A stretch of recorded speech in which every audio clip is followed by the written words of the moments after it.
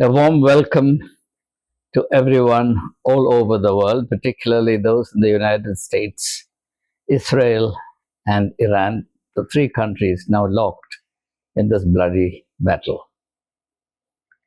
A few reflections provoked by this event of supreme historic significance.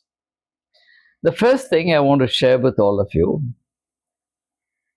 is the reality that the global community is today poised at a very critical juncture in history. The imperfections of the order that we have been familiar with are coming to light with far greater force and clarity than ever before. The untenability of that order is being played out in a very convincing manner. As a rule, the more the inadequacies of the reigning or prevailing order is manifested, and manifested catastrophically, the clearer it gets that a radical shift in foundations has become necessary. This is well recognized in the history of thought. If you recall that very interesting book published in 1970 by an author called Thomas Kuhn, Kuhn, the title of that book is The Structure of Scientific Revolutions. Kuhn argues that when a system consistently demonstrates its inadequacies, it is at the same time also saying that the time has come to switch to an alternate system. He gives it a very catchy expression, paradigm shift. So after the publication of that book in 1970, this expression paradigm shift became very popular. And in season, out of season, this expression used to be bandied back and forth in intellectual circles, particularly in Delhi, that I can recall. So it's very clear to me that the old scheme of things with which we were familiar is now in its last phase. It's gasping for breath, and that presages the necessity and, in fact, the inevitability of the birth of an alternate system. And this is the reason why even Trump says that the United Nations has far outlasted its utility, which is an allegation very difficult to refute. So something else has to come into being if the global community is to live in peace for a predictable period of time. That's the first thing I want to say. The second observation I want to make is that it's a very difficult thing to be at Trump. You wouldn't want to be at Donald Trump. I wouldn't want to be in his shoes either. The first question that comes to my mind is it proper, is it correct to speak of Donald Trump in the singular, or should we speak of him in the plural? Are we saying one Trump or many Trumps?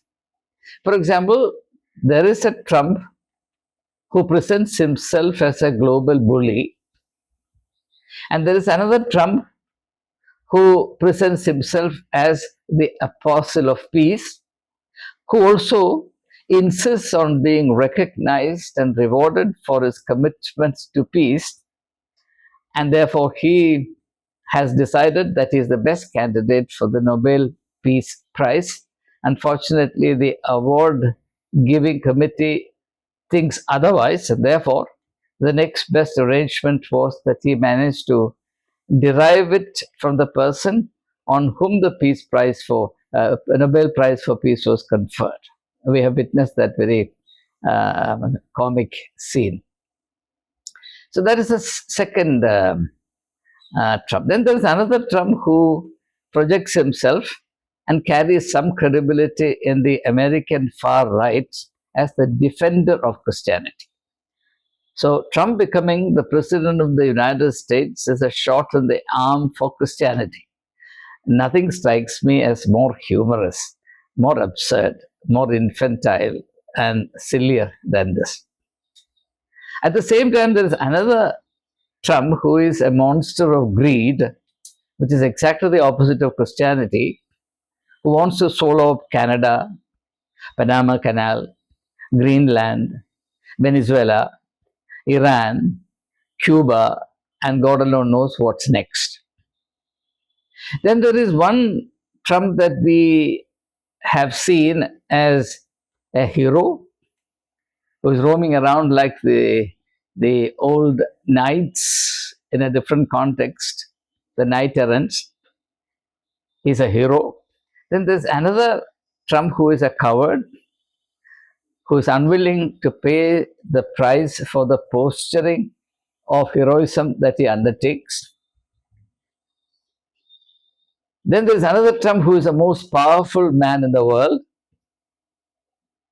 Yet there is another Trump who is so infantile that he cannot distinguish dreams from reality. For example, one night he dreams that Iran wants to talk to him desperately.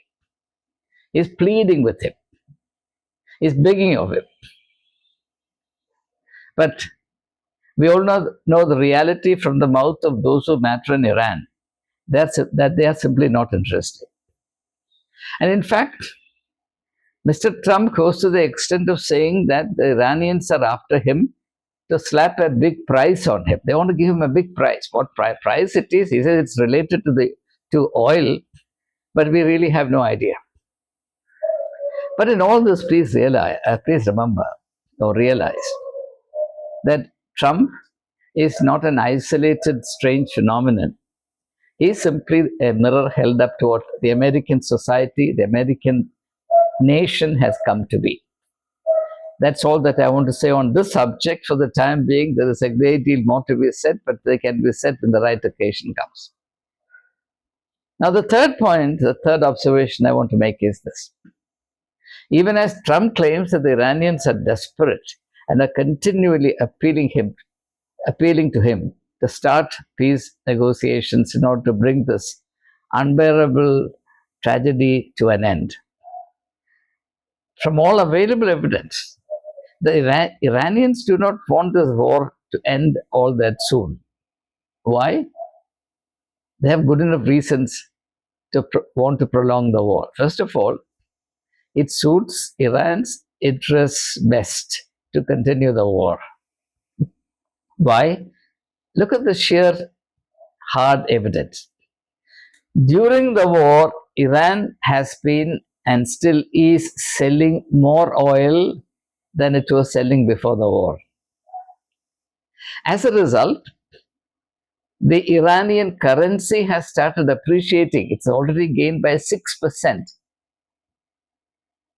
But more than that, the Iranians, because the Iranian Revolutionary Guard Corps is acquitting itself creditably in the battlefield, the Iranians are experiencing a new morale, the like of which they never experienced before.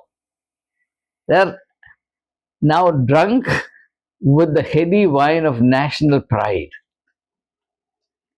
And moreover, events so far have demonstrated the incredible geopolitical significance of Iran. And that, combined with the way the Iranians have fought the combined might of Americans and the Jews, the Israelis, have won them grudging but tremendous global respect. Today, nobody takes the word or name Iran lightly. Furthermore, prolonging this war promotes the best interest of two countries that are America's rivals, Russia and China. Russia first and China second. Suddenly, Russian oil has started flowing, adding immensely to Putin's coffers. China is going about its game in a very quiet, clever, shrewd manner and using the Iran theatre of war to showcase its tremendous technological progress as far as military hardware is concerned. For example, the Iranians are using the Chinese satellite system for real-time information that enables them to appropriate targets effectively, accurately, with deadly efficiency. So China is using this opportunity to showcase its military hardware. The big loser in this whole ill-conceived adventure appears to be Trump, and then eventually it will catch up with Netanyahu as well. That's the third point I want to make. The fourth point is this, and that's perhaps, from my point of view, the most important question that pardon me, the Iran war raises. And there's a question that the global community needs to debate with great sense of purpose and insistence. The question is this: should any country in the world have the right or freedom to hurt non-combatant nations in waging its wars? Let me put it a little more simply. America wants to fight Iran. America may have its own purposes, its own reasons, its own compulsions to do so. Fair enough. That's America's choice. But that choice can be implemented as America wants, so long as the consequences of the American action or the Iranian action are limited to themselves and do not spill over to other nations in the global village, affecting them in a very, very serious manner, as happens to be the case. Why should India be affected? Why should Japan be affected? South Korea be affected? Or for that matter, China be affected? Singapore be affected? Afro-Asian nations be affected, simply because these countries have some grudges against each other. The global community should now create a mechanism by which wars between nations would be so regulated as to ensure that the very survival of other nations is not jeopardized. And that's the bottom line requirement. There's no question about it. Now, for example, this applies to Iran as well. Iran has strategically chosen to close the Strait of Hormuz. Now, by what courtesy of consideration can Hormuz be considered Iran's private property? It's part of the ocean network of the world. No one has any authority or monopoly over the rivers and oceans, particularly oceans of the world. They should be deemed as the common property of humankind, and therefore one country trying to or claiming complete control over a particular stretch of an ocean, no matter how narrow it is, seriously crippling the interests of all other nations, cannot be justified. So that again is an issue that this particular situation throws up. We can understand Iran's compulsions in disallowing traffic through the Strait of Hormuz. It's a shot in the arm for them. In fact, this is something that rattles the nerves of Trump and America. But in getting the upper hand over Trump, Iran is actually hurting dozens of other countries. So that's an issue that the global community needs to discuss if at all we believe in a global order. A fifth issue that I would like to flag in this context, and that is peculiar to India. This episode, more than any episode till now, has exposed in a heartbreaking manner the utter insignificance of India. Think of this. Remember the days of Pandit Jawaharlal Nehru, which is a much maligned name today. The international stature that Nehru commanded. Today, Pakistan is considered a better agent or medium for negotiating peace than India led by Sri Narendra Modi. You can't imagine a situation more humiliating than this. It's a slap on the face of India. You remember India, Mr. Modi in person offered to Mr. Volodymyr Zelensky to mediate between Ukraine and Russia to bring about peace. And how Zelensky responded, I'll come to that in a short while. Imagine Pakistan as the agent of peace. That is the extent to which the insignificance, the global irrelevance of India has been exposed. At the same time, we would like to believe that our Prime Minister is a Vishwaguru. His voice is heeded with respect. There's nobody in the world who would not obey what our Prime Minister indicates. That includes even Trump.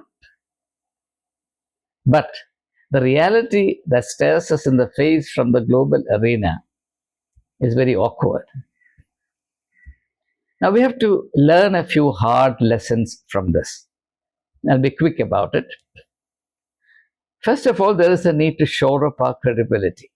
India's credibility in the global arena is at its lowest ebb ever.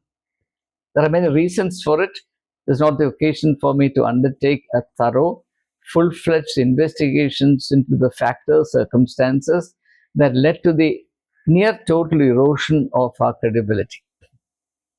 But this much I need to say, that the credibility of a nation, particularly a nation like India, depends on a few factors. First of all, no nation will be trusted, valued, respected if it is not consistent. Consistent in what it says and what it does. Consistent in what it appears to be, pretends to be, and what it really is. If your pretensions contradict your reality, then you become an object of suspicion first, and if it happens repeatedly, then you become an object of ridicule. And this is something that we in India, if at all we love our country, need to take very seriously. And it is in this context that we need to recall the rebuff that our Prime Minister suffered at the hands of Zelensky when he went all the way to Kyiv to offer his services to negotiate peace between Putin and Zelensky. You remember what Zelensky said to our Prime Minister? He said, all you have to do is to stop buying oil from Russia and the war will stop. What he meant was that you can't pretend to be an agent of peace and trade and traffic with the aggressor simply because you think you can make big money out of it, and that too not for the sake of your people but for the sake of your friend. Who that friend is, I don't have to say. Now in that instance itself, our country stood completely awkwardly exposed. So the first thing that we need to pay attention to is the need to shore up our credibility. The second thing we need to mind really is building up our inner strength. Now somehow a thinking has taken hold of us that we can go and act some drama on the global stage and expect others to take us seriously. That will not happen in this age of information where everyone knows what happens in everyone else's backyard. When people from outside India look at India, they don't have the blinkers that we are expected, required, and forced to wear. They see an India which is grossly, painfully, internally divided, a nation in a state of disarray, a society that lacks cohesion, a nation that cannot do justice to the ideals and goals it espouses for itself. And therefore, they see a country that is inwardly weak. As Abraham Lincoln said, a house divided against itself cannot stand. India today is a house divided against itself. Not by choice, this division has been inflicted upon us by the propagation of the politics of hatred and the post-truth political advocacies. The third thing that we need to mind is the stature and integrity of our country. If the Muslim card and Pakistan card continues to be played cynically in order to milk this holy cow for political electoral gains, it stands to reason that it erodes our stature and we expose ourselves to the global glare. It's because of this that when Pakistani terrorists attacked us and we made a hue and cry about it, nobody in the world believed us. In fact, practically every other country gravitated towards Pakistan, and that includes even the United States. China, obviously, Turkey, obviously. There was nobody to stand with us. And then thereafter, when we launched Operation Sindoor, what happened? Our global isolation got even more clearly and emphatically demonstrated. But we don't seem to have learned our lesson from this. We need to pay urgent attention to to reinforce, to strengthen, to refurbish our grossly eroded stature, credibility, and integrity. And the world also knows the widening gulf in India between propaganda and truth. The ground reality is very obvious to the India watchers from overseas if it's not very clear to us. The whole world knows. For example, what happened in Manipur attracted global attention and it did serious harm, incalculable, perhaps irreparable harm to our national image. I'm very sorry to have to say this, but there is no point in hiding our head in the sand. Time has come for us to face the reality up front. Furthermore, we have to have an unwavering commitment to ideals and values. As of now, we talk about ideals and values, but only as a matter of convenience. No posturing about ideals and values becomes credible if it's only convenience and cold calculations of profit or loss that matters. As I said, if we could not settle a small state like Manipur in more than 2.5 years, what credibility do we have to go and play the role of peacemaker on the global arena where far, far mightier forces are in collision? Furthermore, universally, the test of the health of a nation's democratic institution, democratic culture, democratic stature is how its minorities are treated. You know where we stand in the Global Democracy Index. We're actually classified as a dubious democracy. Democracy that's flawed democracy. At the same time, we are never tired of projecting ourselves as the world's largest functioning democracy. But people outside look at us and say, well, you're a flawed democracy. Who cares how large you are? Now, it's very important to pay attention to these details. The fact today is that there's hardly anyone who looks up to us for guidance. We may strut on the global stage as a Vishwaguru, but we'll be acting out that drama on a stage without anyone in the audience. And therefore, a few questions must be now raised and answered. First, are we a democracy or not? For example, I've been watching with great wonder and amazement how people, thinkers, observers, journalists, opinion makers in the United States of America, how free they feel to criticize Trump and the action taken by the American administration vis-a-vis the Iran war. It's a luxury, unaffordable luxury as far as Indians are concerned. If India is in a similar state with any other country, no Indian would have the luxury of opening his mouth about anything that's critical of any measure adopted by the government. You remember when the Balakot attack was organized, the Congress party raised a question or made a request. Yes, you did all this, you attempted surgical strikes, but can you please give us some evidence? That was then decried as an anti-national stand taken by the Congress. But in a democracy, the opposition must have the freedom to ask the right questions. And therefore, the time has come for us to ask, do we really want to be a democracy? The second question to ask is this: do we really believe in secularism? The importance of secularism for a country like India, which is multi-religious, incomparably multi-religious, cannot be exaggerated. Or do we want to become a Hindu Rashtra? We have to decide either way.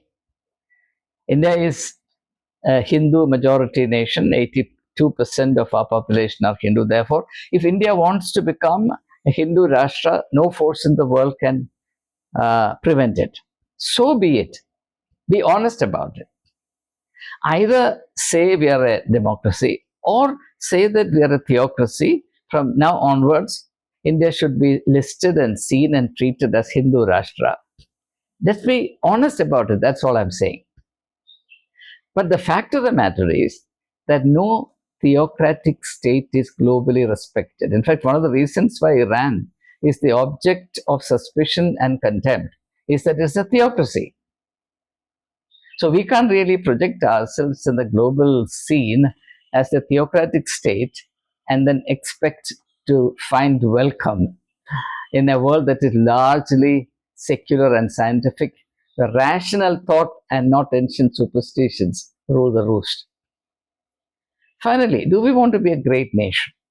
If we want to be a great nation, we have to accept the fact that a great nation cannot be run with small minds, petty minds. And also, at this point in time, we must very seriously and responsibly critique our paradigm of development. What do we mean by development? This word development has been foregrounded in the Indian political discourses ever since 2013, now 12 years. But no one raises the question, what do you mean by this development? Can the mere increase or multiplication of wealth be equated with or packaged as a development? Is that really development? Can a nation develop without developing its people? I am personally convinced, and I want to state my creed, my absolute article of faith here, so that no ambiguity is left in this regard. And let me state it as precisely as I can. I've written it out, and therefore please allow me to read it out so that I make sure that what I'm saying is absolutely correct. Every word is in the right place and only the right word is used. There can be no improvement in India without the improvement of the people of India, and particularly their improvement in respect of their moral and spiritual underpinnings or spiritual substance. Now, you all of us are familiar with the name of Adam Smith, The Wealth of Nations, the classic book, The Wealth of Nations. Even many economists do not know that Adam Smith thought not only about wealth, he also thought a great deal more about ethics. I have read his ethical writings with great amazement and wonder. I strongly recommend this to all people, particularly the economists in this country. And then connect it to what Mahatma Gandhi said. Wealth without conscience is an evil. And that's the evil that the global scenario is suffering from. So, we in India must insist on this, that development must be understood and practiced primarily as the development of the people of India, and that too with an accent on their intellectual, moral, and spiritual development. After all, India is a spiritual subcontinent. And that's the greatest thing that I can say about my country. But we have squandered that spiritual heritage. And unfortunately, we take great pride over it. So no investment, unfortunately, is made into this project of developing the people. Rather, we are retreating from all sectors that relate to the development of the people. Our investment in education, our development in health, our investment in promoting a sense of national unity, cohesion, the development of the shared sentiments of our people, so on and so forth. Rather, everything is done to cause disarray, division, alienation, and negativity in our midst. So the quality and stature of the human is at its lowest ebb in India today. And I worry about this. Merely by decrying Nehru, we won't become a great nation. There's this infantile logic at work in some quarters in India today, that if you can attack consistently and violently all the great men who have preceded you, you will come to be accepted as greater than all of them. If you can't be great, then you cast aspersions on someone who was accepted as a great person. And once his image is sullied, fouled, you come to be accepted as the new great man. That is a very infantile, senseless, stupid logic. It cannot work, it will not work, it will destroy the people who resort to it. We have to really be very, very clear about it. If at all you love your country as I love my country, I'm a patriot, and therefore I cannot but speak up on these fundamental truths in this context. It will take us a long, long while to recover from Operation Sindoor. And you can see that in Indian politics. After Operation Sindoor, you haven't heard the Prime Minister or the Home Minister or the Sangh Parivar camp, the spokespersons of the BJP, etc., taking the name of Pakistan. Many terrorist attacks have been mounted on India after Operation Sindoor also, but not a word has been uttered about it. That is a true measure of the devastating impact that the misfired Operation Sindoor has had on us. I'm sad to have to say this. I wish it had not happened that way. But the hard evidence is before all of us. Can you think of a single instance of terrorist attack mounted on India since Operation Sindoor when our political leaders went to town talking about Pakistan? Not a word. Now that speaks volumes. So it is in this context that we must realize that we stand thoroughly exposed. And in such a context, we have to think of Mahatma Gandhi. There is a wonderful lesson that Gandhi has taught us. If you cannot project physical, technological power, develop ethical and spiritual power. If you have neither the scientific, technological power, nor the economic power, nor the ethical, spiritual power, then what do you have? You have nothing of the sort, then you go and project yourself as a Vishwaguru, as a world leader, who is bound to be respected and heeded, listened to with respect by everyone. Then your pretensions begin to look comical in the eyes of the people. So if today the climate of thinking is such that Godse and not Gandhi is our national hero, please understand that's a very serious matter. It's a sign of our alarming degradation.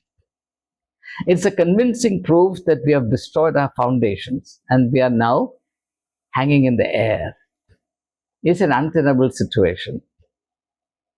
I believe that all is not lost. I believe in the great destiny of India, and I'm very hopeful and prayerful that that destiny be fulfilled in a very glorious manner, because that's the imperative of history.